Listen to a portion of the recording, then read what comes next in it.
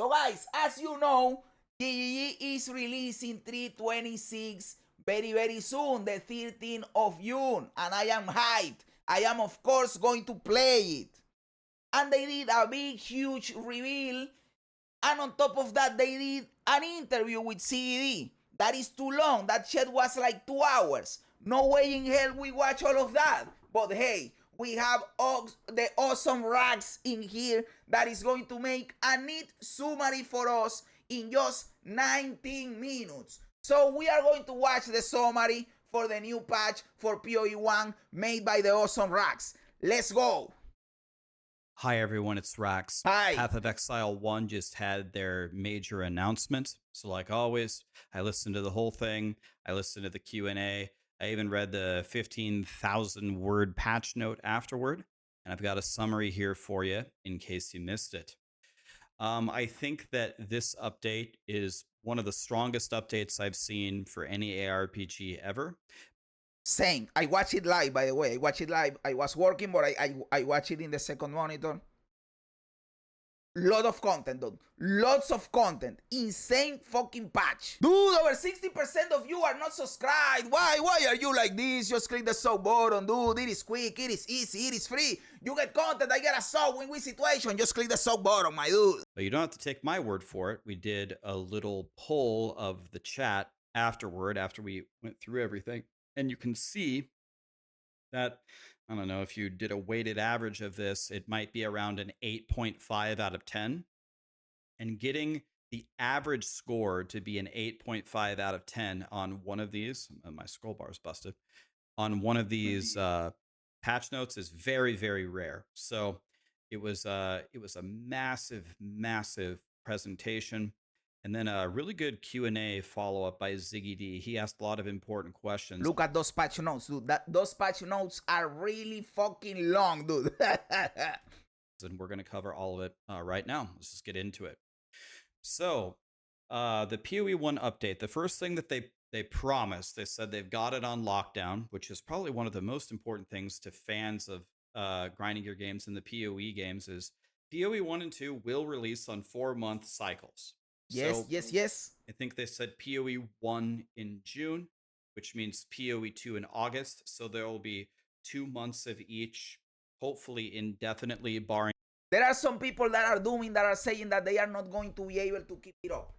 I am not like that. I know they are going to be able to keep it up, and I love it, by the way.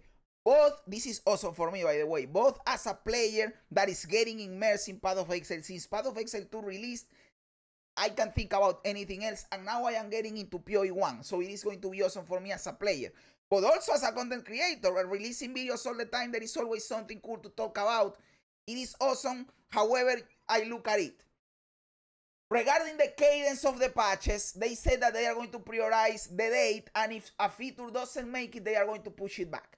So what I expect this to be in practice is that if you have a patch that is 100% quality, if you drop it whenever you need to drop it without setting up a hard deadline, then now that you are getting a hard deadline and you can push stuff back, probably you are not getting the same 100% quality, but I also trust GGG enough to know that it is not going to give me a 20% quality. Maybe it is going to give me an 80% quality, a 70% quality. And I don't mean quality in general overall, on polish or whatever. I am meaning in this imagine a scenario, in this hypothesis, where you have the best possible case that it was the delayed patch, right? Now that you don't have that, to not delay it, you cut out a little bit of that patch, so it is now an 80%, 70%. It is still, in the industry as a whole, or compared to other ARPGs, it is still a really good patch, a big fucking patch. So you will not even notice it. But I am just saying it, if you want to think about the extraction, yes, you could extract more content and more quality of the delay in the patches. But I think that I prefer knowing for a fact that every 2 months I will get a content drop, and it will still be pretty fucking good. If it is missing one random thing, I don't care. The thing that I care is please don't miss a druid for the August patch for PoE 2, the 0.3. Please don't miss the druid. I really fucking want the druid. Outside from that, go crazy, GG. I am happy. I hope they are able to keep that compromise. It will be great for both PoE 1 and PoE 2 players. Yes, brother. To me, it is insane. I am not a tribal Andy in this. You guys know that I've been advocating. I am the PoE 2 content creator that advocates the most, more than anyone, about unifying the community. There is not the Path of Exile 2 community and the PoE 1 community. There is just the Path of Exile community. One big block. That is what I want. The enemies want to divide us because you know the saying, divide and conquer. No, don't let them divide us. We are just one big family. Fuck them in the ass. That is what I want. Unifying all this shit. And I've been consistent about this since a long time ago. Any like major game releases or like major gaming conventions or holidays, something like that. So that's excellent news. So hopefully all the other games, Last Epoch, Diablo, No Rest for the Wicked, can squeeze in between those time frames, and we should have content forever. Pausing is now added to the game. It works everywhere except for on pinnacle bosses, which is awesome. This is one of the coolest things in PoE 2. Now they ported it back to PoE 1. Now other games have to implement this because this is too much of a quality of life to not do it. Diablo 4 has to copy this. Last Epoch has to copy this. Being able to pause is fucking insane. For Diablo 4, it is going to be hard to implement because you are on an open world with other players. So maybe you have to be by yourself in an instance. I don't know. It is crazy. There's a new chain endgame map system. Honestly, it sounds a little bit like Woven Echoes, and it honestly kind of sounds like what Blizzard was trying to do with Diablo 4 with the chain nightmare dungeons. This seems a little bit more advanced, I would say. There's a lot of ramping rewards and different ways that you can manipulate it. And at the end of it, there are 3 new pinnacle bosses. 3 pinnacle bosses with new uniques. And I believe they said later, if I was listening to them correctly, that is a new mechanic, by the way, for the season, with Sana. And yes, 3 different pinnacle bosses. To me, that is awesome. I have not even tried the normal pinnacle bosses, and now I have new ones too. That is insane, dude. The 3 new pinnacle bosses are actually a higher tier difficulty than the original pinnacles. And last season, when I played PoE 1, was the first time that I killed all pinnacle bosses. And I think there's like 9 of them currently in the game. There's like Uber Elder, Uber Sirius, Uber Maven, Uber Searing Exarch. Is there truly a boss that people call Uber? Why don't put just one name better than Uber? Why Uber? What the fuck is that? Why not name it, I don't know, Immortal, whatever the fuck, to give an adjective? Uber, I don't know, Eater of Worlds, like the Feared or something. I don't know what the names are. But the fact that there's 3 new ones and there is a higher difficulty means that, you know, PoE 1 already has like the strongest endgame content. It seems to be and it's getting pulling better further in the lead here. There are now memory influenced items. It's kind of like forging potential in Last Epoch.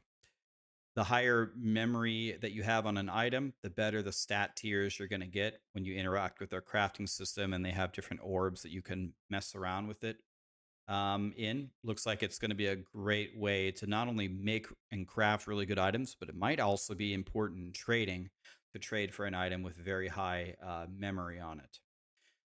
They added mercenaries to the game. This is kind of like the main thing of this season, one of the main new things. I have to say, guys, you guys know that I am always transparent. This is a lot of content for Path of Exile 1. Hey, cool new mechanic. But I hate mercenaries every game. I just hate the mechanic.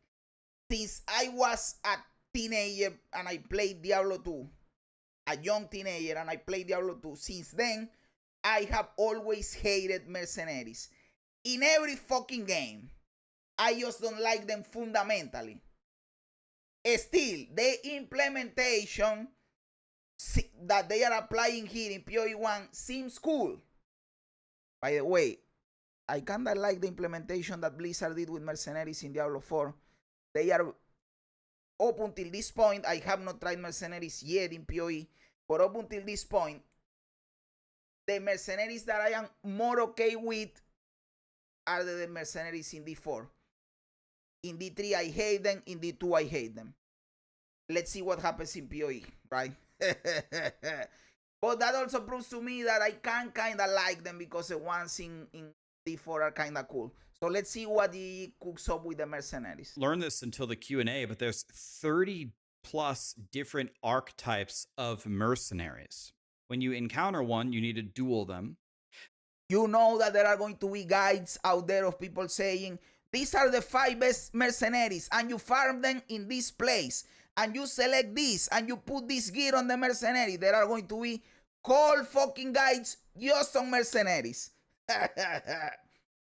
Then you can hire them, or you could steal their stuff, or you can exile them if you don't want to see that archetype again to try to hunt for the mercenary that you want. And you can have 3, I think, in your army and choose which one you want to be using of the 3 at any given time. Now, Grinding Gear Games said that they made the conscious decision that they want the mercenary system to be low on micromanaging. They can't level up, so if you want to get a better mercenary, you just find one later in the game. They don't have a passive tree. Well, they have a passive tree. It's just hidden, and you can't mess with it. So awesome. they have their own powers on their own. All their skills and supports, you can just see what they can do right then and there. There's no like tree to fill out or anything.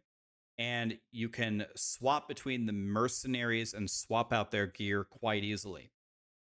I think in a game like PoE 1 that has so many systems, that suffers in the categories of new players and suffers in the category of bloat, introducing a new system like this with low micromanaging is a very smart decision. Yes. So I like it a lot. I think this... My opinion, guys. I don't want to be a party pooper. A better decision was not doing mercenaries and doing something else. Is as complex as it needs to be. And I think the mercenaries are actually going to make a pretty big difference here. There are new endgame crafting currencies. There's a lot of them that do a lot of cool things. Yes. If you're a PoE 1 Giga Chad, you just read the patch notes, check it out. For all the people, all the average Jim Bobs out there like me, there's new endgame crafting currencies to make cool stuff.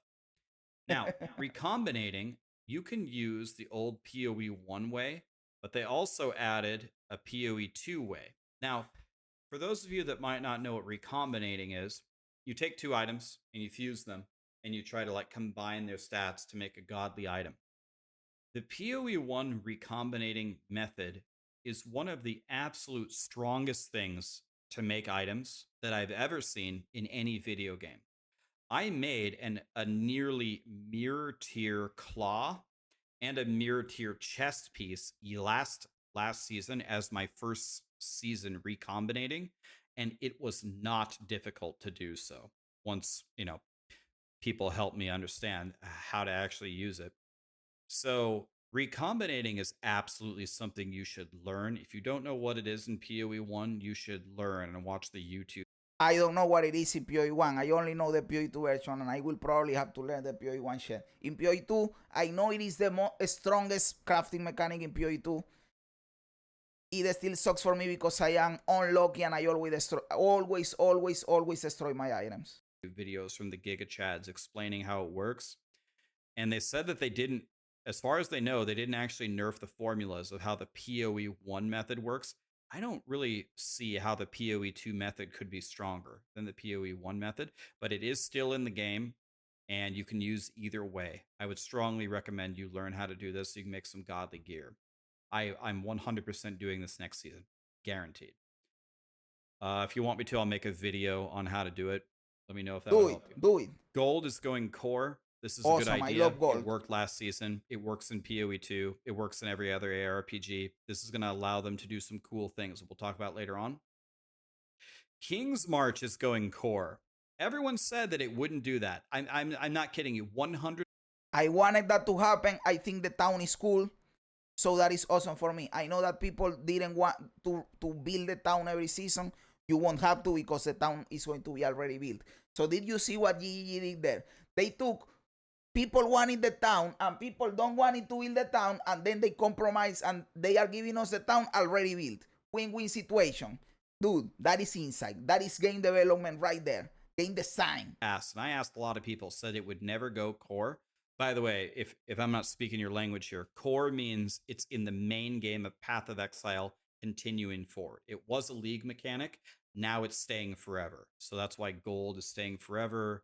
King's March is staying forever. But you don't have to rebuild your town. The town will just be built. The workers also, you'll see later, we learned from the patch notes, used to have to hire workers all the way to rank 10. That was a pretty arduous task. Now they only go from 1 to 5. That'll be easy. Nice. Awesome. Love it. But a lot of the benefits from King's March are still there. Recombinating, getting the crops, sending the shipments. You just don't have to do any of the work building the town anymore.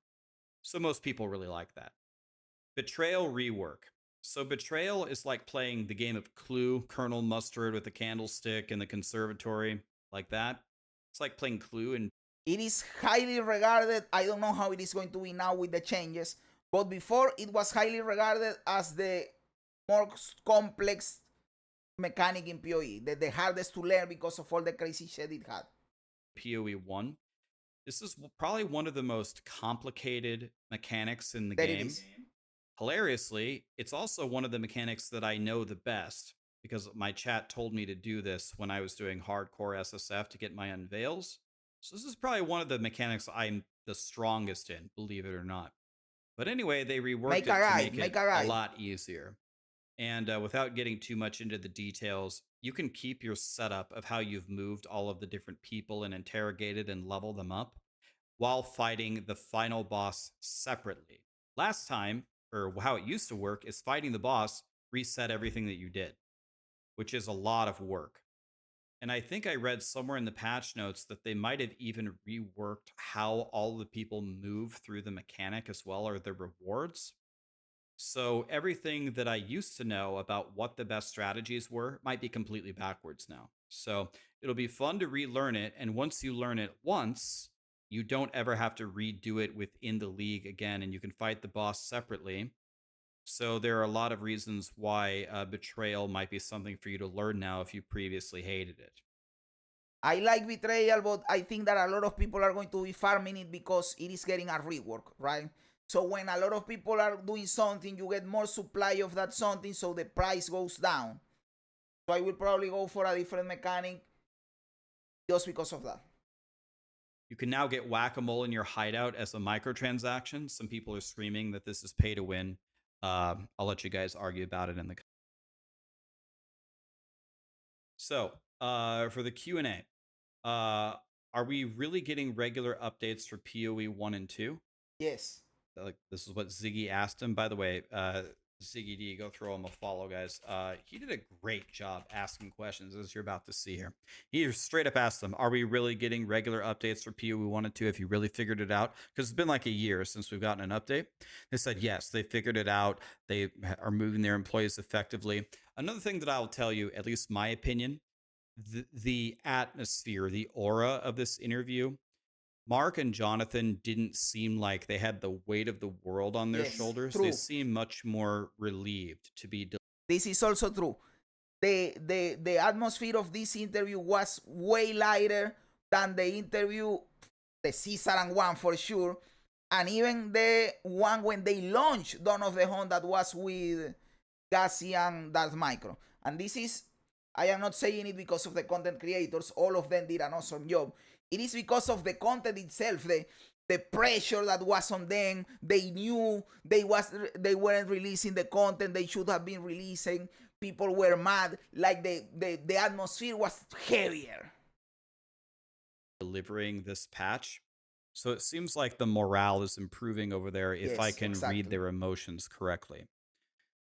So yeah, they said yes. They got it figured out. Is WASD coming to PoE 1? They said they want to bring it, but they need to port the PoE 2 characters and microtransactions into it for it to work. So it's a long-term goal. When they have this done, it'll be much more feasible. So maybe in like a year is how I interpret that answer. I am going to make a video specifically talking about this because PoE 1 players are going to get eventually what they wanted, which was instead of having PoE 2, having PoE 1 but better. They are going to get that. Because when they port all the microtransactions from PoE 1 to PoE 2 and they have all the characters ready in PoE 2, they are going to backport all the engine in PoE 2 to PoE 1, and then you will have PoE 1 but better. And among those things is WASD, graphics quality, models, animations, all of that shit. Is the PoE 1 endgame going to be expanded further? They said this is an additive update to what PoE 1 already has. So you take what you have, you run a bunch of them, you juice it up. You take what you already have, you add 3 more pinnacle bosses to it. It's just adding to what you have. But they said there's going to be a multi-part update, which I just deleted because I'm stupid. There's going to be a multi-part update, which is going to be transformative. So most would agree who have played PoE 1 and the other ARPGs a lot that PoE 1 has the best endgame. It's like by a lot. So the transformative thing, if they have a way to take this to the next level, wow. I mean, they seemed confident that when they were talking about this, they seemed confident. So if this PoE 1 patch isn't doing it for you, apparently they're cooking on more things.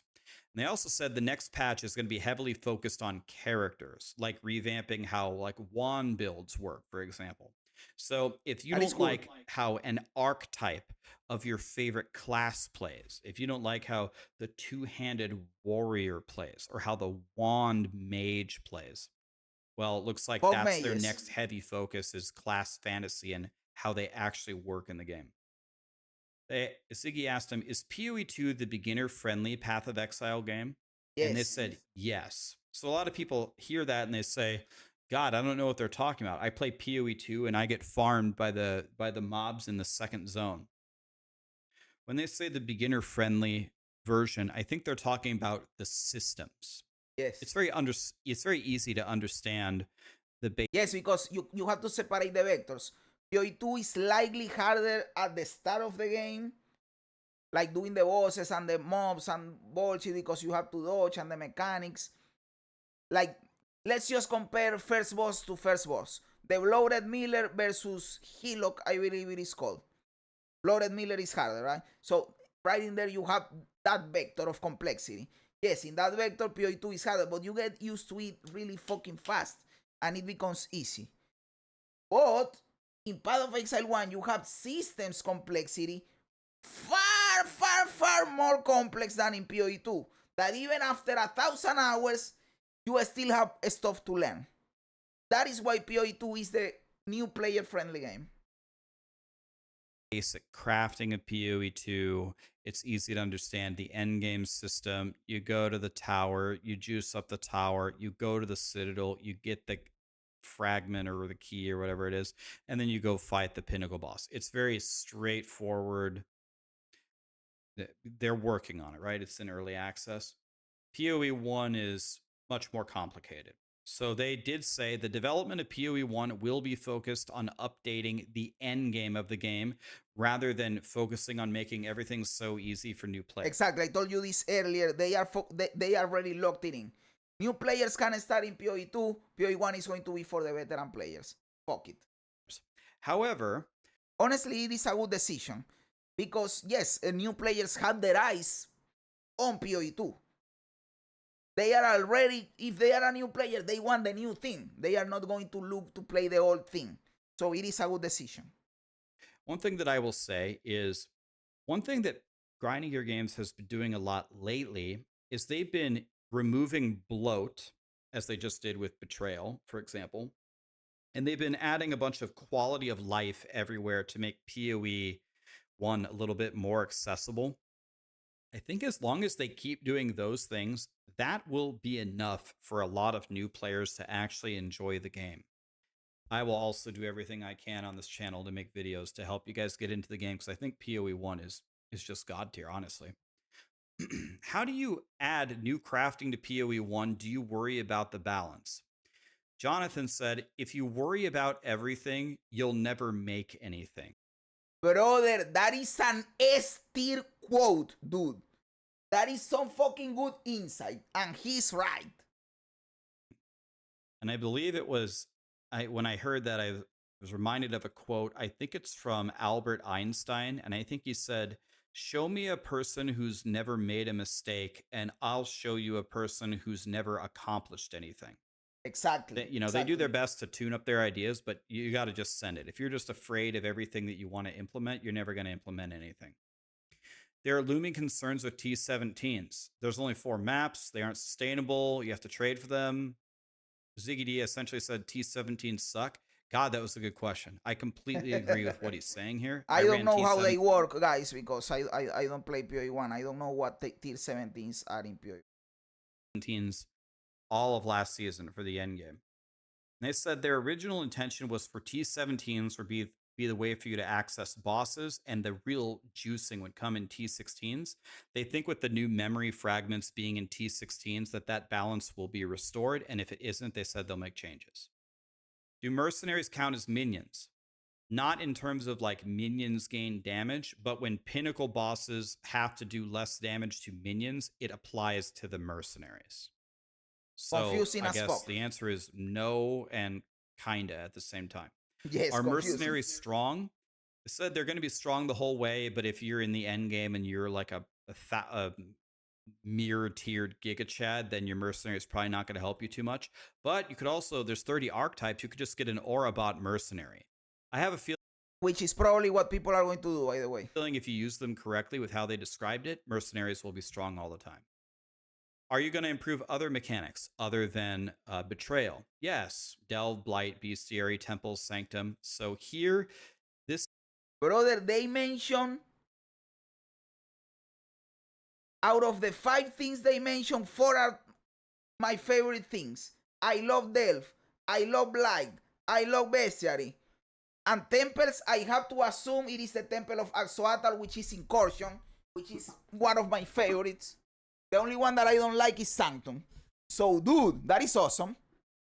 This is where if you're like not liking PoE 1, it's too complicated, there's not enough quality of life, you can't figure it out, there's too much bloat. Every time they pass through one of these, it makes it, I don't want to say like a lot easier, but they just cut, I mean, just to speak in plain English, they just cut out a lot of the horse shit that you don't, shouldn't really have to do, or they make it more interesting. So as they continue to improve upon this, it should be more digestible. Can we have ideal items in PoE 1? They said it will happen. By the way, this will make speedrunning the game way easier. You know what is even better than ideal, like in PoE 2? You know what is even better than that? Remove identifying from the game. Why are we identifying items in 2025? What the fuck? Because wisdoms are huge early game. Can you lower the boss immunity phases? Yes, they want to reduce them. Nice. Are you going to implement item trading in PoE 1 and 2? Very important questions. You know, you guys know that in my top 3, even top 2 priorities in the game is that trading fucking sucks dick. Very important question. They said the currency exchange went very well.